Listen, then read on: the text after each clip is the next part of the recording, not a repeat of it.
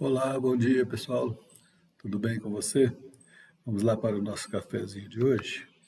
Hoje eu gostaria de iniciar o nosso estudo citando o verso 23 do capítulo 3 de Romanos, que diz assim: Pois todos pecaram e carecem da glória de Deus. Esta é a certeza que temos desde o princípio da criação. E a nossa condição de pecador pode se manifestar de diversas formas, quando nossas ações estão em dissonância com as leis do Senhor citadas no livro de Êxodo. Ao ver a fanática aplicação à lei deixada por Moisés pelos judeus, entendo que estavam cometendo o pecado da idolatria àquela lei, colocando acima de tudo ali seus pensamentos acima de que Deus queria realmente para o povo. Deus criou as leis para nortear a vida de seu povo devido ao pecado. Mas se lermos o Velho Testamento, veremos diversas vezes Deus enviando profetas, juízes, reis, tudo para tentar abrir os olhos do seu povo e que eles se voltassem para ele, reconhecendo a sua bondade e a sua fidelidade. Como de nada adiantou, Deus então enviou seu Filho, Jesus Cristo, não para mudar a lei, não para anular a lei também, mas como já dissemos anteriormente, para ensinar ao povo que havia algo superior àquela lei que eles estavam idolatrando. E como todos nós conhecemos a história de Jesus registrada nos evangelhos, ele demonstra que para Deus todos são iguais e carecem da glória dele. Vemos aí que a justiça de Deus foi testemunhada tanto pela sua lei como pelos profetas. Mas agora, pela fé em Jesus Cristo, que nos justifica perante Deus, o seu sangue foi derramado em favor de todos, sem preço, mas gratuitamente, sendo Deus tolerante com todos aqueles que pecaram e pela fé reconheceram os seus pecados, que seus pecados foram pagos lá naquela cruz do Calvário. No verso 26, nós vemos uma situação interessante. Observe, para a demonstração de sua justiça neste tempo presente, para que ele seja justo e justificador daqueles que têm fé em Jesus.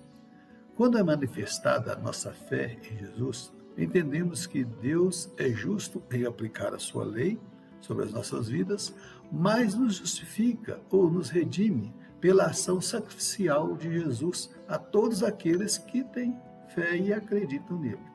A nossa fé, ela nos dá a certeza de que nossos pecados foram lavados pelo sangue de Jesus. Mas temos que entender que para isso não nos dá o direito de pecar hoje, arrepender e voltar a cometer os mesmos pecados amanhã. Tem até uma frase que nos ajuda a entender: errar é humano, mas permanecer no erro é burrice, não é mesmo? No verso 27, nós observamos uma questão que confundia os judeus e creio que até nos dias de hoje nos confunde algumas pessoas, que é a justificação pelas obras. Fazer o bem ao próximo é bom, praticar obras de caridade é louvável, principalmente no cenário em que muitas pessoas passam por diversas dificuldades. Mas o que Deus requer é que tenhamos fé e que as obras, elas são necessárias, mas que não seja isso, não é isso que vai justificar-nos diante de Deus, que vai nos apresentar diante dele justos.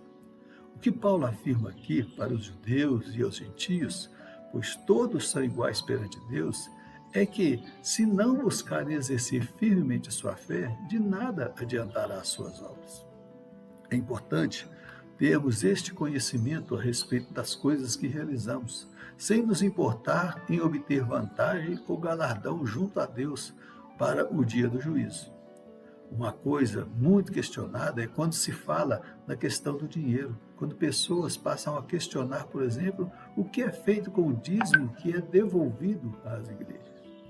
Temos a consciência de que Deus que nos dá todas as coisas, e ao levarmos o nosso dízimo à igreja, não fazemos para homens, e sim devolvemos a Deus parte daquilo que Ele nos deu para que seja aplicado em sua obra.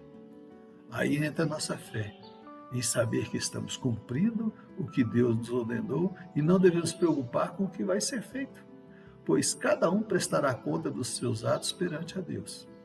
Temos que ter a consciência ainda de que a nossa fé, ela não anula a lei.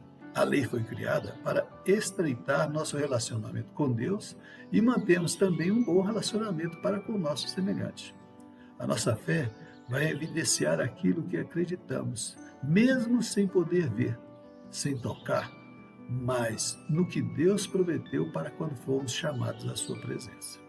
Como está escrito lá em Hebreus 11:1, ora, a fé é o firmamento das coisas que se esperam e a prova das coisas que não se veem. Podemos até não pegar, não ver, mas temos a convicção de que vai acontecer. Nós pecamos, nos arrependemos, declaramos isto para Deus e pela fé temos a certeza de que fomos justificados. Que Deus nos abençoe para que possamos ter essa fé em Deus que nos justifica, aquilo que Ele faz por nós, que nós possamos acreditar que é o melhor para as nossas vidas. Que Deus te abençoe, que Deus possa estar trabalhando no seu coração durante esta semana, que você tenha uma semana abençoada junto com os seus familiares e que você possa acreditar que realmente o Senhor, Ele tem o melhor para todos nós e que aquilo que fazemos, nós um dia vamos prestar contas. Mas continue abençoando a sua vida. Ele continua derramando graça, Ele continua nos dando o prazer de servir e ensinar as pessoas que nos rodeiam. Que Deus o abençoe. Pegue seu cafezinho aí. Até domingo que vem, se Deus assim nos permitir.